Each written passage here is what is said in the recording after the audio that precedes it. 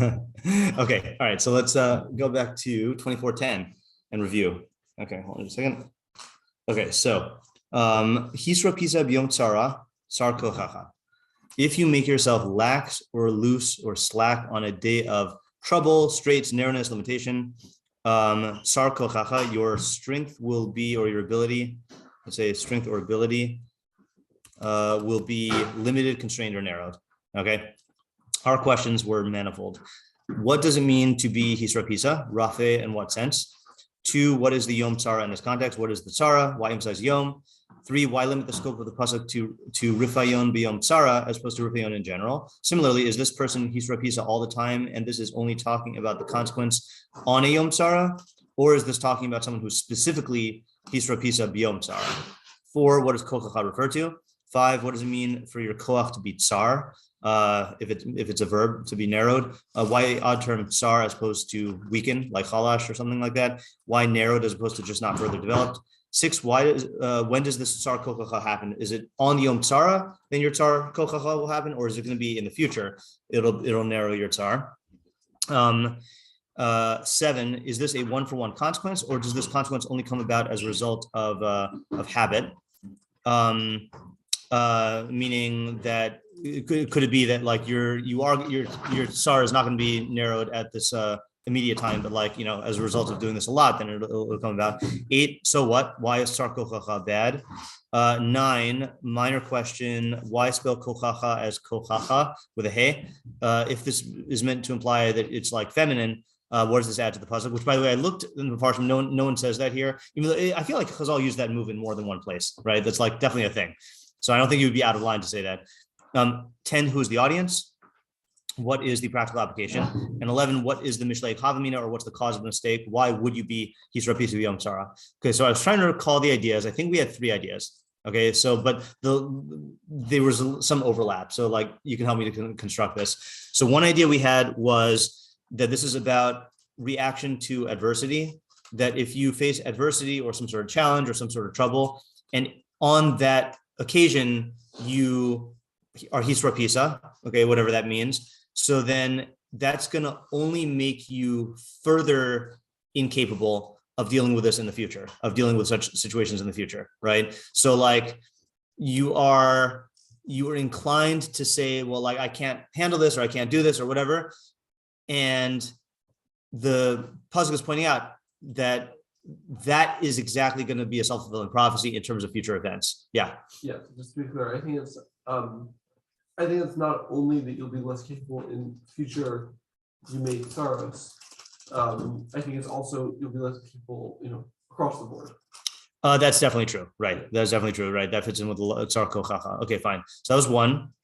Then we had your interpretation, which is funny because when I was trying to remember the interpretations, I couldn't remember I remember what you wanted to say, but I couldn't remember how it read into the pasuk. And then I forgot that you made a move in the pasuk. Yeah. So if you read as Hisra Pisa B'Yom Tzar Tal Kochacha, so that means if you are rafe if you make yourself lax in general, so then don't think that you can just like summon up and muster up the koach on a day of tzara. You won't be able to do that. Like in order to be able to handle a yom tzara, you need to like build the habit and invest in like cultivating that ability, and then it'll kick in. But don't think you can like magically summon it up. Yeah. Okay. And then Sean's idea was with emphasis on the yom, right? That if you face a bunch of challenges in the day and you define it as a yom tzara, so then that itself is going to narrow your power. But if you just look at whatever the task is in front of you, or look at just what do you have to do in each and every case, so then you might realize that like you're narrowing your own koach, but you can really handle these things. Yeah. According to that, read that as Hisra Pisa. Hisra Pisa. So I guess he was saying if you make yourself lax in reaction to what you say is a yom tzara, so then that's going to be limit your power. But what I want to do, just to fully answer the question, I think what we need to do for all 3 interpretations is further define what Hisra Pisa means, and then how tsar kochacha, because I feel like we got examples of it, but we didn't really define it. Okay, and I also want to differentiate it from laziness, right? So the Mishlei wants to say the Sadigo definition of laziness. The Mishlei. avoiding immediate pain and conflict. Yeah, the compulsive need to avoid immediate pain and conflict, right? So this definitely can stem from conflict avoidance, right? But why doesn't he just say hamis atzel b'yom tzara? Like, what's the hisra pisa? And then I want to get exactly what sar kochacha, like what the mechanism is. Yeah, David. Yeah, I had another thought related to the first reading we had in Ariel's reading yesterday. Yeah. Insofar as when the Yom Tzah comes up and then you just don't do anything. So the way that I understood how Ariel was saying yesterday was that you specifically just like give up. And that's what he was understanding Hitzah Pizza to be, that you just, I'm not going to try at all. Right. That was the example, yeah. Yeah, so I'd also see insofar as like making yourself lax, that if you approach a situation where like this is like a more serious situation, and then you just kind of give like, oh, you know what, like, nah, I don't really care. Not to like not do anything, like you're still going to do something, not fully give up, but to approach like a situation that does require focus, energy, all that. And there is where you're just kind of like, oh, whatever, it's not all that big a deal. And then from there, you're then sarkohaha from there. Okay, so are you saying that the hisra pisa is in terms of like how much energy you invest in the thing? Yes, I want to say, I think insofar as like the actual like translation in the read, yeah. I think it's pretty much the same, just aside from saying, just the difference being not saying give up as much as just kind of like half try, not like right. Okay, yeah. I just want to wind up looking differently. I want to attempt to support the read with something. I don't know if this is really what they mean, but this Midrash Mishlei, which remember is not, I don't think Midrash Mishlei is a real like Chazal Midrash. Like I think it was compiled later. So like the general rule for Midrashim is the ones that are in the Gemara are the most reliable, and then outward is the ones in the major Midrashic collections like Tanchuma and Midrash Rabbah and Mechilta. Although that stuff that's also like almost on the same, well, I mean, in many ways it's on the same level, but I think there's a lot more discrepancies. And then like you have this whole class of like midrashic literature that was that came about in the like Savarayim period, late Gaonim, early Rishonim, and so some of those are reliable, some of them are not, some of them were written later on. That's like where this is, yeah. When you say like things like the Mechilta, yeah, are like not at the same level as ones in the Gemara, is that because like they might have been like messed up? Yeah, I think because definitely in terms of the authorship, then they're more reliable than the Gemara because they're Tanaim, right? But I do, and it could be that I don't know exactly what I'm talking about. That like I do think that they're like just like with many Tanaitic works, that were in Baal Peh form or whatever beforehand, then there's like a lot of there's like questions about like the accuracy. That's the word I was looking for. So all the authorship is definitely reliable, but the accuracy is not. And like for example, Mishnayos are more reliable than Tosefta, right? Not because the level of authorship is different, but because Mishnayos were studied intensively and like printed and all that stuff. Much more than like Toseftas. Yeah. Okay, so. I don't know what the authenticity of this is. Amar Rabbi Abahu, Kol Merape Atmo Midivrei Torah, Ein Lo Koach Lamod B'Yom Tzara. Okay, so that's a kind of a hybrid of what we were saying because we were applying it to regular Misrape and regular Yom Tzara, or Misrape in Torah and like Yom Tzara vis-a-vis Torah. This sounds like it's both, right? Like if you're Merape Atmo Midivrei Torah, then on Yom Tzara, then you're not going to be able to have the power to stand. That's not what I wanted to point to. Amar Rabbi Yitzchak Kol Merape Atmo Midivrei Torah Eno Yachol Lanos B'Yom Tzara. You can't answer on Yom Tzara. I don't know what that is. Then here's the one. Amar Rabbi Levi Hisra Pisa Mikol Makom. So how do you take Hisra Pisa Mikol Makom? I'm not sure what the flow of that was. So that's another question: is there a flow? Because if you read this in conjunction with the other two, then I think this is machlokas, right? That these two guys are saying if you're hisra pisa midivrei Torah, and he's saying no, if you're hisra pisa in any way, but then maybe this is a standalone statement, yeah. This is what was it? Hisra pisa. Yeah. Oh, sorry. Hold on. What was the mikol makom though? Oh, sorry. Yeah. The question. Yeah. I think it was. I think that. Not specifically in terms of the Torah, but in any of your endeavors. So that would be treating this as like a machlokas, right? That they're saying it's Torah, and then he's responding to them saying mikol makom. The other way to take it is, yeah. I was gonna say he was extending it, not. I don't think he's limiting it to Torah. I mean, I don't know. That's what you're saying. He's extending it. Yeah, but I don't know if that's a machlokas. Well, they said Is it? I mean, They said Midivre Torah. Yeah. Yeah, he's in a different Torah, but he's just saying Mikol Makom as an extension. What was that? These packets. Mishlei packets. Oh, sorry. Yeah. See, anytime I get here like early, I forget something. Yeah. I mean, it's not like it's contradicting it. It's just kind of adding on to it. You know what I mean? It's not like. Well, let's put it this way. I'm not saying that they disagree with his idea. I am saying for some reason they choose to limit this interpretation to the Divrei Torah, and he's saying Davka not limit it to the Divrei Torah. That's what I'm calling that logos. Okay? Right. Yeah, but the other way to read it is if you read it in isolation, then it could be like what David is saying, that it's not talking about giving up. It's talking about any loosening at all of your of whatever, meaning Mikol Makom is qualifying not the application but the shiur of Hisra Pisa is Mikol Makom, Okay, so having said that, let's see if we could define more what Hisra Pisa means. Yeah, Isaac? I think it's where you kind of take your foot off the gas, in terms of something you're trying to do. Okay. Which I say is different from Oculus, because I think Oculus is I think they are, cousin bad traits, Okay. But I think Oculus is your Oculus is the lazy cousin of Hisra Pisa, yeah. the lazy cousin of the lazy Hisra Pisa. Yeah. No, I think Oculus is you are willing to get started with something, Right. Whereas I think Misrapus Hisrapus, yeah. Hisrapus, yeah, is that you're unwilling to put in the energy to do this thing the best possible. Okay, so this is let me just comment on that before I call on David. So this is what I want to get into, right? So there's a huge difference between Atzlus and Hisrapus, right? The Atzel guy cannot get started because engaging in the activity involves immediate pain and conflict, and he avoids that at all costs. This guy does involve himself in the endeavor, but there's a quantitative dimension that he doesn't put his energy in. Now, I think the question we have to answer is why not? I'm going to give the floor Isaac first, just because to continue what his thought was. Yeah. I mean, I think part of the reason why they're related is if someone has Oculus, Yeah. but not enough that it prevents him from getting started. Yeah. One way that can manifest is, sometimes I think an Oculus, once he gets started, he kind of forgets about his Oculus. Yeah. And then he'll get fully into it.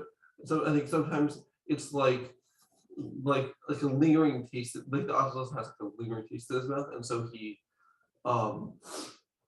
he doesn't put his full energy into it because there's still more pain in putting more energy. Right. So the analogy that I've used before, which I got from Shlomo Melech, so I might as well just show you the pasuk, is Suchas Chadek. Is and the Mefarshim learn this in different ways. So don't treat this as the only shot. I mean, don't treat anything in Mishlei as the only shot. That's not how you say it. Enough energy to put his hand into the bowl, not enough energy to bring his hand back. Right. That's actually another good example. Right. That is another good example. I forgot how we accounted for that, but this is the thing. This is Mishlei 15:19. Derech atzel kimisuchas chadek v'orach yisham salula. The path of the lazy person is fenced with thorns, but the path of the upright is smooth.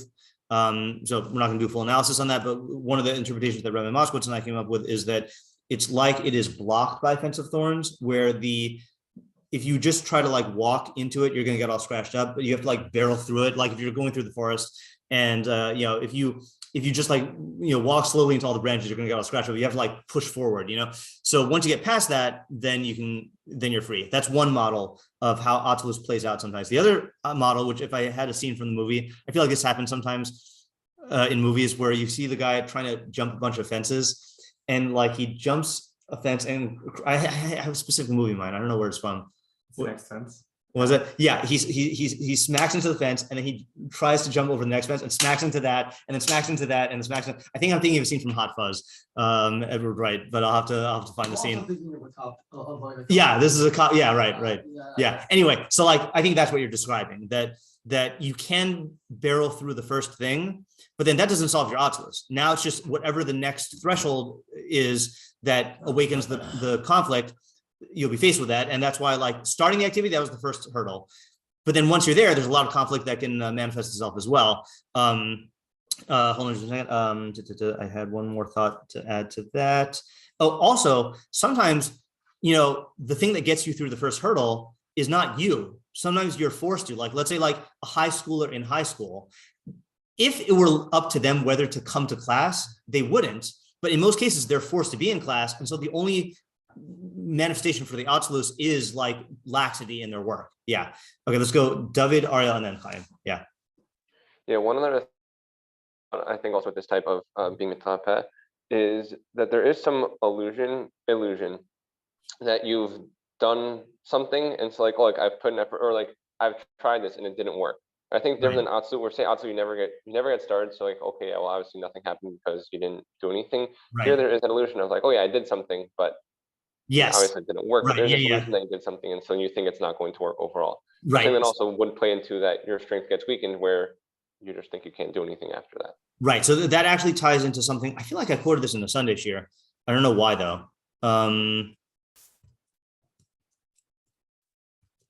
It's 18. 7. Let's see. It's one of the first 8 or so. 18th 9. Oh, It's just upside down 6. Yeah.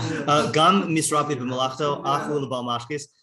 Even one who is lax in his work is a brother to the master of destruction. So I think so we said that this is talking about if being lax in your work can create as much destruction as actively destroying the work via Dayim, but the mistake is the illusion of I am doing work, and you define yourself as someone who is involved in work, and that self-image, like, so in this pasuk, that self-image makes you say, well, I am being productive, but you're really just being lax. In David's application, he's saying, well, I tried, like, look, I'm doing it and it's not having the results. And then so you use that as an excuse. Ariel?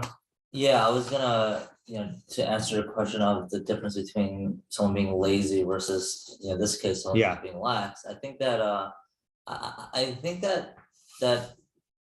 it's stemming from two different places. Someone being lazy, it's kind of inherent to him as an individual. Like, he's gonna be lazy in all areas. Like, that's just who he is. But I think the person who's lax, like, it's not who he is. It just happens to be a specific situation that's kind of causing him some difficulties in pushing through. So now the question is like what about that specific activity or whatever it is he's doing that's causing him troubles? I think that's just something external is justifying his reasons such that he shouldn't do this thing at this moment. It's not like it's a part of him who he is. Okay, you could say that. You could say that the Mishlei does have an archetype for the lazy person, which is the Atzel, and this is something that any person could be prone to. But I still think, though, that just like with the archetypal Mishlei of laziness, that could also occur in someone who is not all the time an Atzel. We still have to differentiate. I agree. Right. No, so we still have to differentiate between what happens when we have a non-Atzel who is engaging in Atzlus versus a non-Atzel who is engaging in Hisrapisa. We still need to define that difference. A non-Atzel engaging in Hisrapisa? Yeah. Yeah, Hisrapisa is someone who the reason why someone engaging in Hisrapisa is he's taking the social atmosphere and I'm not laughing. Yeah. I'm just laughing at Little Caesar's. He's for pizza. Yeah. Yeah. Daily commercial. Pizza, pizza. Yeah. I understand. Anyway, he's. Sorry, I lost my train. Sorry, that was my fault. The question is, I agree that an Atzel is an overall character type, and anyone can be Hisra Pisa, but a person who's not an Atzel who engages in laziness and a person who engages in Hisra Pisa, we still need to define the difference. Oh, a person who is not an Atzel engaging in Atzlus versus this pasuk. I mean, you can't fully answer our question just by saying that one is a personality type and one's not. Oh, Yeah. so in your first case, is that true? Is it possible to engage in? I do it every day. I mean, Yeah. are you not? I'm not an Otzel. I'm not an Otzel, but I definitely engage in Otzelus. Can you give me an example? Like, what's an example of that? I mean, like when it comes to, many areas of my life that I'm fine, but then when it comes to exercise, or when it comes to doing my taxes, like I'm definitely have Otzelus.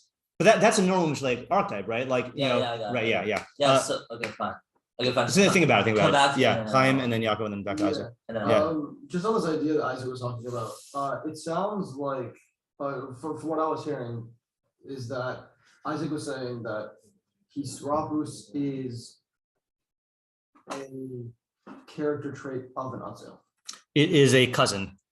But okay, so to me it sounded like you can. It's actually a brother, but yeah. Yeah. No, yeah. To me it sounded like Isaac was saying that that the Atzel can get started, you can break through, but then it can manifest itself in Hisrapisa. That's also true, right? Yeah, So yeah. is that what you were saying, or is that just another thing? And if so, then is it really different? Is it just Atzelus in Right. It might not be really different. It might only be quantitatively different or circumstantially different. You could definitely say that. Yeah. Okay. Yeah. Yaakov? If the pasuk is qualifying Hisrapisa by Biyam Sarah, Yeah. it's possible that the person's energy output is normal for ordinary circumstances. That's also It's true. not for the extra level. That's also true. Carrying That's a good Biyam point. Sarah. Right. Yeah. That is a really I'm saying even in this case, even though you're putting in normal effort, Yeah. since it's Yam Sarah, you're still gonna have Sarah. That's a really good point. And I feel like that's something that is a trap that's open to many more people who are capable of functioning in the normal circumstances, but not in extraordinary circumstances. Right. That's a really good point. So then we would need to figure out, so what accounts for that difference? I mean, there could be many things. I don't think it has to be one thing, but yeah, that's a good call. Yeah, Isaac. Okay, yeah. I want to think about your Yeah, me too. Also, Yeah. I have just a thought about Hisrapus. Yeah. Which is, I think, I don't think it's fundamentally a different characteristic than Atzelus, but I think it's Atzelus dressed up in in nice clothes, We got cousins, we got gas pedals, Yeah. we got lots of analogies in Mishlei today. Yeah. Yeah. I think maybe an essential characteristic of Hisrapus is that it lends itself to justification. Mhm. Whereas Atzelus doesn't. I think. I mean, not that Atzelus doesn't. Yeah, because there's so many talking about Yeah. Atzel making excuses. Yeah, but I think because with Hisrapus you are actually doing something. Yeah. It's much harder to tell the difference between when you're doing something but not enough for the situation. Yeah. Versus when you're not doing something when you should be. Right. Yeah, it's Yeah. quantitative distinction, not a qualitative one. Yeah. Right. And so I think, and there are times where you don't need to give something 100%. Right. If you're making a cup of coffee in the morning, you don't need to be putting your full attention into it. But Well, maybe not how you make coffee, maybe not your standards. Yeah. Yeah. you don't need to be putting your full attention until say pouring water. Right. Right. Okay. Debatable. Yeah. Okay. Anyway, Yeah. we'll use a barbaric analogy. It's okay. There are things that you don't need to pay Yeah. attention to, right? Yeah. Yes. But there are things where that do demand that, and doing less is fundamentally Acceptable. fundamentally lacking. Right. Yeah. But I think the mistake of Hisrapus is putting things that need putting these in the wrong category, if that makes sense. Right. In other words, it is very similar to what Yaakov was saying, just a different reading. In other words, that there is, just like Yaakov was saying, there is a category where your good is good enough, and then there are cases where your good is not good enough. Here there's cases where laxity is not going to drastically improve, detrimentally affect the thing. And then the cases where it will, and like you're miscategorizing. Yeah, Chaim? Yeah. Does laziness do this also? And if not, why not? Laziness would definitely do this as well. So Yeah. then, as I'm still having a hard time of finding a difference between the two then. Aside from like that So starting. can I? Go ahead. Because I have an answer to all this as well. Yeah. I mean, just based on, this is not like analyzed based on the other. Yeah, that's fine. We saw, but it seems that like the difference that'll be here is that oscillus kind of gives you like this nagging like pain. Like what's funny is that like they're trying to avoid pain, but you end up getting this nagging pain of like I didn't even start like this thing, or like I didn't get through this thing. Yeah. Whereas this, like again, like there's kind of like the ability to say like I did kind of do it like as much as I needed to. Right. And like I'm Yote. exactly. That like ends up that's a lot harder to see that I can like mess you over later. Right. Yeah. Yeah. It's definitely that's a snare that is present in there's a certain, I mean, there's not, but there's a certain honesty in laziness. Like I have not started the thing. I mean, I'm not saying people find all sorts of ways to justify that. Yeah. Right. Exactly. Yeah. Just a quick question. Someone who is lazy, is that an outlook on life? Like, is he like making a decision like would he agree that working out or exercising is good for him? I mean, depends on, laziness can manifest itself in many ways. One of the things is he will rationalize saying why he doesn't need to do this. The other is he'll say that it is good, but there's exceptions here, or it could be, he'll say that, no, it's good and I should do it, but like, there's going to be this cost and I don't want to pay, it can manifest itself in different ways, but it is an orientation towards reality. Laziness is a Mishlei type of foolishness. And according to Sadigon, is one of the two fundamentals. There's an avil and there's a lazy person. Those are the two fundamentals. Yeah. I'll try to make a move. Okay. We'll see what happens. Maybe because like whether or not he has a specific outlook on life, or based off of, if you were to take a look at him, if you take a look at him and his history, and see what his accomplishments are versus and like what activities he does, you can make it you can observe whether or not he's like an asshole or not, and this is just the way he lives life. But I think someone who's someone who's just lax, I don't think that he may be having some laziness in certain areas of life, but overall, I don't think that I think he does have like the right outlook on life. So you're making the same move just in a different way. You're differentiating it by saying that there's a lazy person and then there's a regular person who's just Yisra Pisa. And I acknowledge that that's a reality, but you still have to define the difference between the actions. All right, let me state my idea just to get it on the table here. So I'm not denying that there's a quantitative aspect, but I think you can define Yisra Pisa in a qualitative way, which is what is the actual definition of being lax? It is not exhausting all the possibilities that are open to you. Okay. In other words, what? That's like, oop. In other words, the person who's lax, if you ask him, okay, you've tried plan A and B. Have you tried plan C, D, and E? Right? They'll say no, right? Because they have not tried it. And then that's where the element comes in of the putting your foot on the pedal. Like, you've tried this strategy, like it used to happen all the time in my 9th grade study skills classes. I would teach a method of, let's say, like note taking or studying for a test or whatever. And then like the kid would come back like after the test and say like, still got a bad grade. And I would say, well, did you actually like fully implement the method? And be like, yeah, I made one flashcard, it's, you need to actually fully exhaust the possibilities. And again, my favorite example of this, I know I've said this a billion times, is the Rambam on Yocheved. And Rambam says this all over the place. Yocheved, on Esther, all these other things, but he says with Yocheved, so she has a baby boy, right? And she hides him for as long as he can.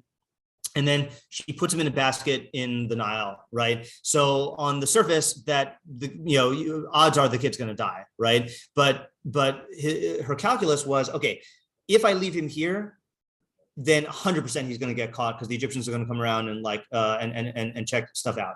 But if I put him in a basket on the Nile, there is a chance that he'll survive. And if I make the basket waterproof, then I'm making sure it's not going to sink. And if I send Miriam to follow along with him, then that's also going to be, another chance. So 5% odds versus 0% odds. I'm going to go for the 5%, and Hisra Pisa is the person who will try for the thing, but not give it their all in terms of examining all possibilities and like putting in all the effort for each and every one of them, So I think that's like a more definitive measure of, are you being lax? The lazy person will not get started, or he'll just flee from individual conflicts. Laziness is really an orientation towards decision-making. Laxity is an orientation towards planning. Maybe it might be a better way to say it. Like in terms of like, have I actually explored all the plans and tried all of them? I don't know if that's the best way to say it, but I feel like this is a better idea of laxity.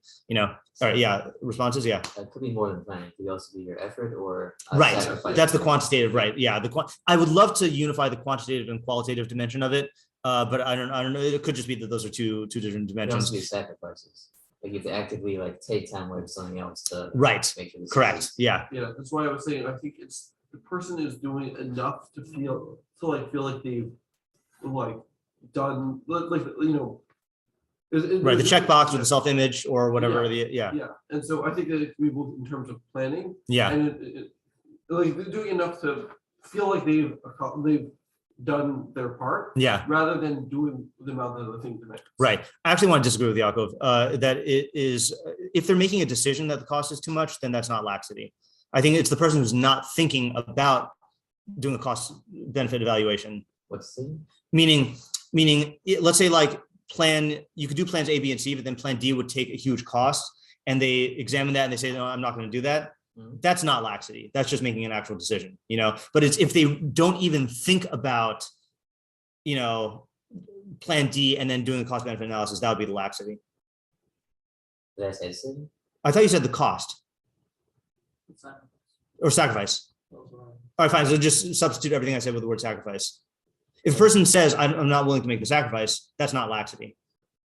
If the person doesn't even want to think about what sacrifices would be made, because he doesn't want to explore, then that's laxity. Yeah, Chaim? Yeah, I think like an example for what like Isaac's been saying. Yeah. I think something that you said also was like I've read your essay on how to do chazara. Yeah. And like there's that one bad way of doing chazara, which is like going through the motions and like, I fulfilled it. Yeah. And, yeah. Like, and it keeps coming back to like and it seems like something like this where like Yeah. you has to do with like the rationalization also of like you have enough to like calm down your super ego and then yeah. like, So that actually, just to put this in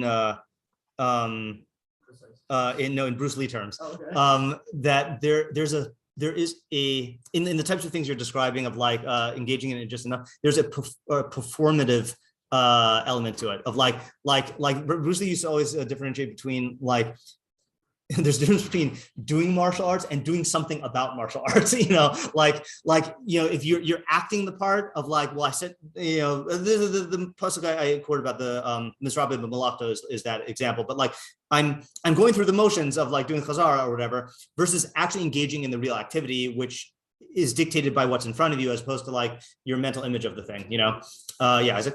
So I just want to restate that I think it's not just in the planning. I think it's also in implementation. Yeah. I mean, I think if you've decided you're not, if you've thought about it and decided that you're like what you're saying, if you thought about it and decided you don't need to put more energy into it, yeah. I think that's not this. Yeah. But I think there's if not like a corresponding phenomenon of just not going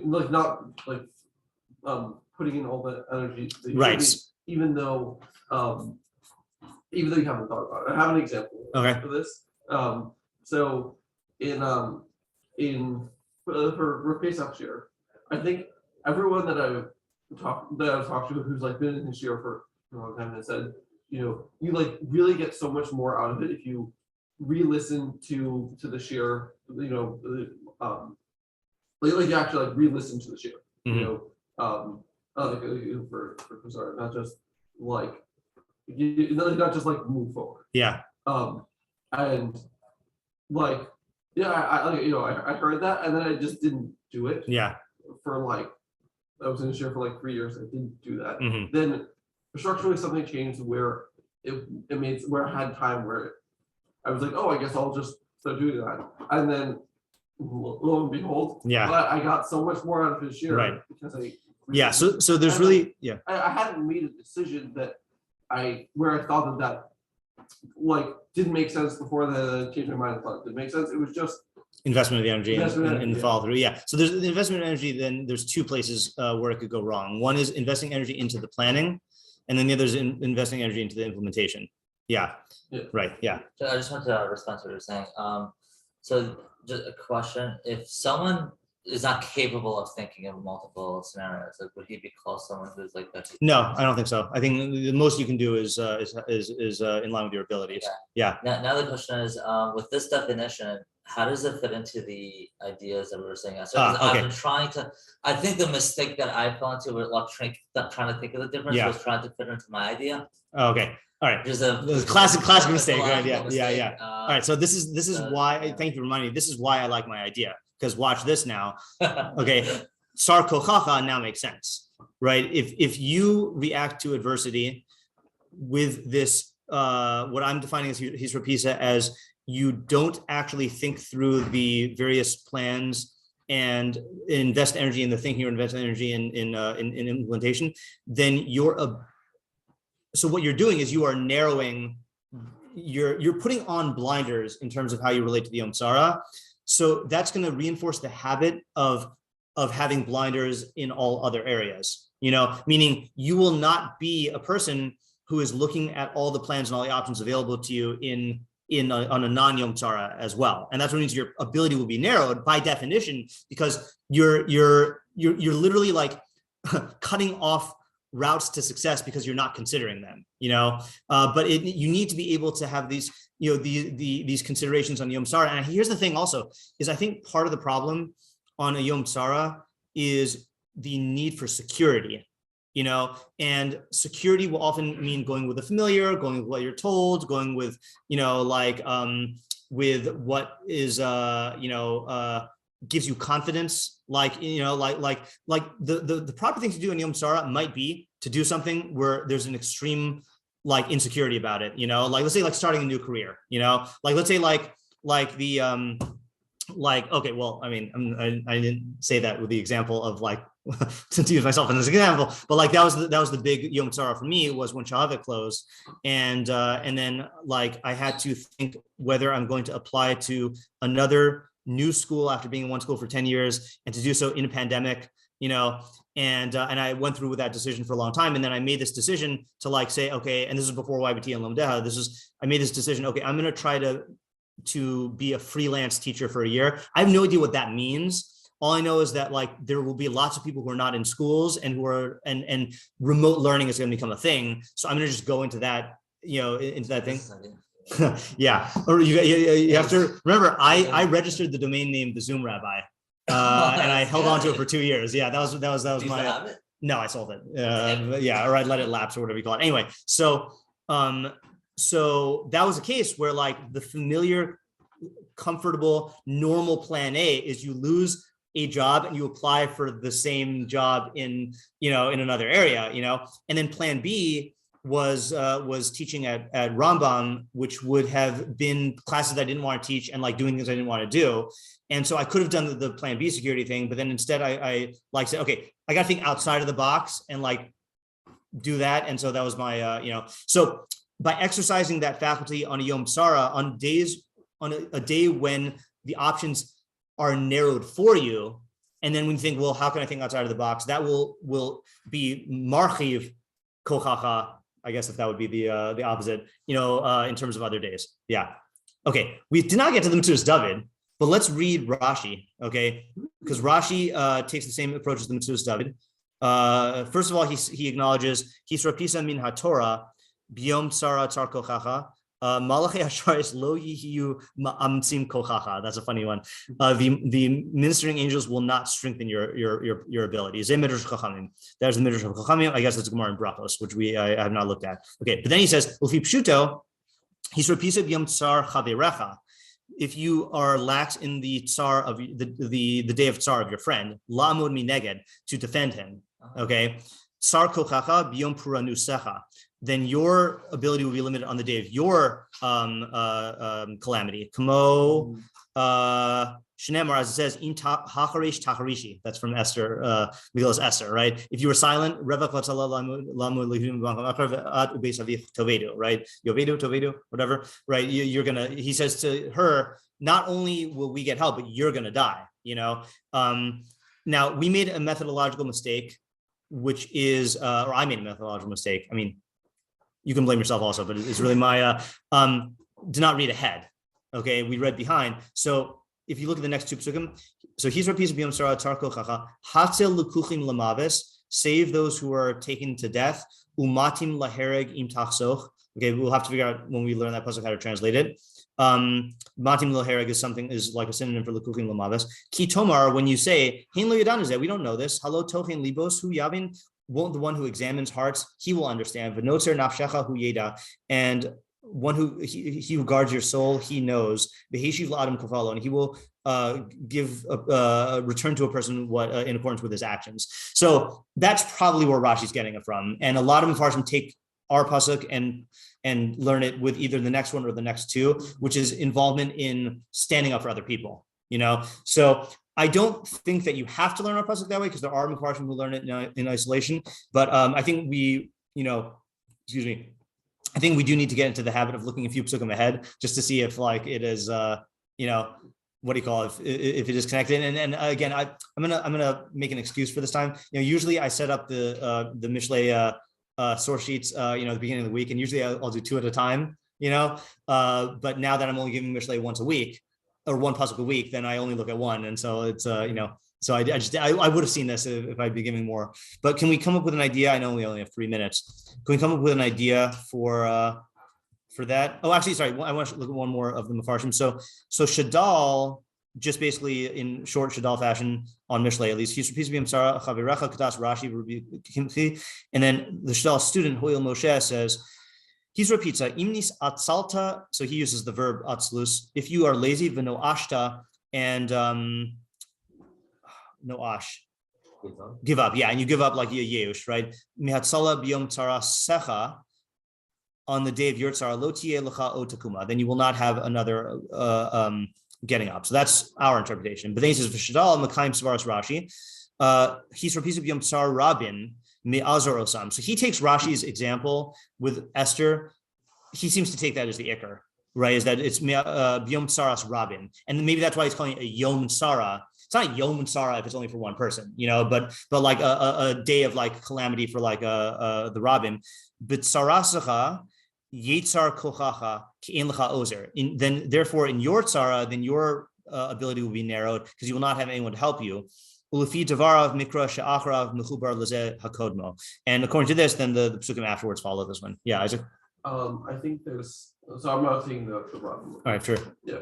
I think if when a person is going through a Yom Tzara, yeah, like, something like that, then someone who they like, strongly remember, when someone stands up for them to help them, they'll like really remember that, and it'll create a lot of like reciprocal feelings. Yeah, and then when they see that you're going through something, they'll then they'll want feel like even if it's like they'll feel compelled to do it for you. Right. Whereas if you don't, that they're in the same situation where like the default is to not stand up, So that was how I was inclined to think of it as well. And I think that that's a good Mishlei approach. I had forgotten that Metzudas David says differently. You won't be able to help yourself. Also, Rashi makes it sound like that. Also, especially because it's Tzar Kolchecha, unless you're going to say Kolchecha is other people. That's also true. Yeah, the pasuk does sound like that. Right. I mean, yeah, I do. I think it is possible to learn that Kolchecha means like your ability to be saved even from other people. But yeah, the question is, why is this going to affect your ability to help yourself? Yeah. I think it goes back to what we were talking about yesterday. It was like exercising the muscle or like exercising the habit, if you will. Yeah. Of helping or saving. Yeah. And if you don't help other people, then you're not gonna know how to help yourself, because you haven't exercised that muscle. Okay, so that's a good what do you call reliable Mishlei interpretation, which is like there is an actual chachma to helping other people, right?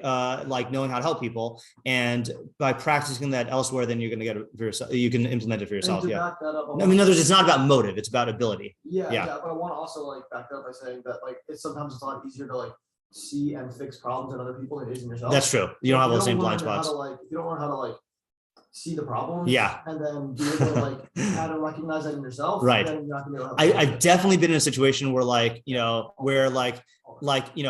I find myself in a situation and I have to ask myself, well, how have I advised other people in certain other circumstances? If I hadn't done that, then I wouldn't be able to look at my own advice. Yeah, Ezra.